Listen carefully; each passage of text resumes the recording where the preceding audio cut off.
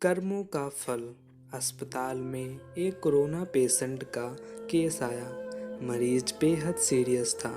अस्पताल के मालिक डॉक्टर ने तत्काल खुद जाकर आईसीयू में केस की जांच की।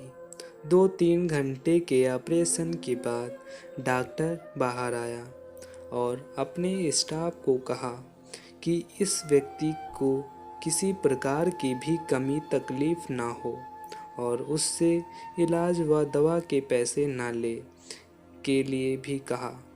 मरीज तकरीबन 15 दिन तक अस्पताल में रहा। जब बिल्कुल ठीक हो गया और उसको डिस्चार्ज करने का दिन आया तो उस मरीज का तकरीबन 2.5 लाख रुपए का बिल अस्पताल के मालिक और डॉक्टर की टेबल पर आया। डॉक्टर ने अपने अकाउंट मैनेजर को बुला करके कहा, इस व्यक्ति से एक पैसा भी नहीं लेना है। ऐसा करो, तुम उस मरीज को लेकर मेरे चैम्बर में आओ। मरीज व्हील चेयर पर चैम्बर में लाया गया।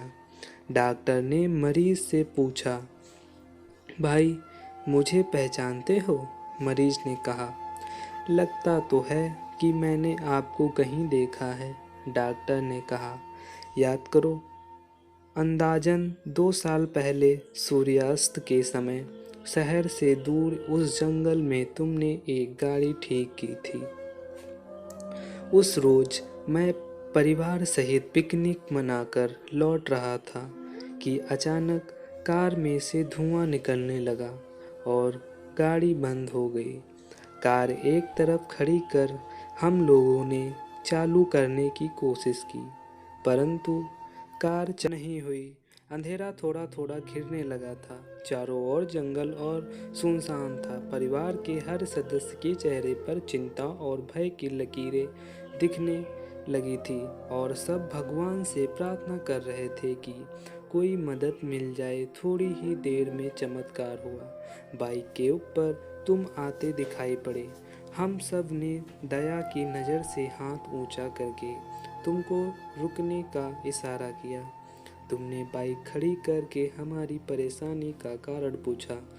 तुमने कार का बोनट खोलकर चेक किया और कुछ ही क्षणों में कार चालू कर दी। हम सबके चेहरे पर खुशी की लहर दौड़ गई। हमको ऐसा लगा कि जैसे भगवान ने हमको हमारे पास भेजा है, क्योंकि उस सुनसान जंगल में रात गुजारने के ख्याल से ही हमारे रोंगटे खड़े हो रहे थे।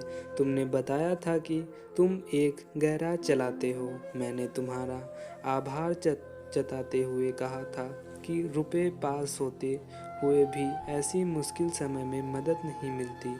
तुमने ऐसे कठिन समय में हमारी मदद की। इस मदद की कोई कीमत नहीं है या अमूल्य है, परंतु फिर भी मैं पूछना चाहता हूँ कि आपको कितने पैसे दूँ।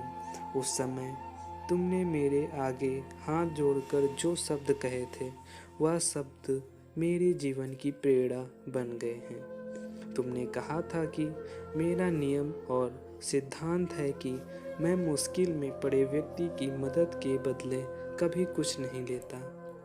मेरी इस मजदूरी का हिसाब भगवान रखते हैं।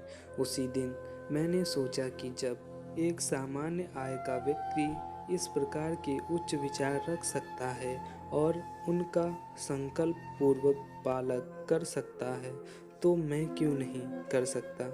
और मैंने भी अपने जीवन में यही संकल्प ले लिया है। 2 साल हो गए हैं, मुझे कभी कोई कमी नहीं पड़ी। अपेक्षा पहले से भी अधिक मिल रहा है। यह अस्पताल मेरा है।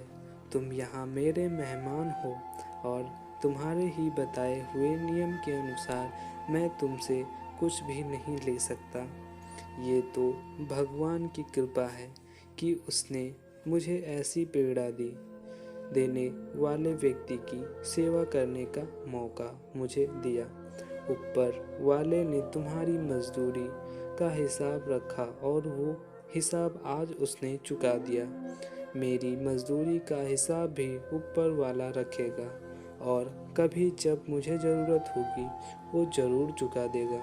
डॉक्टर ने मरीज से कहा, तुम आराम से घर जाओ और कभी भी कोई तकलीफ हो तो बिना संकोच के मेरे पास आ सकते हो।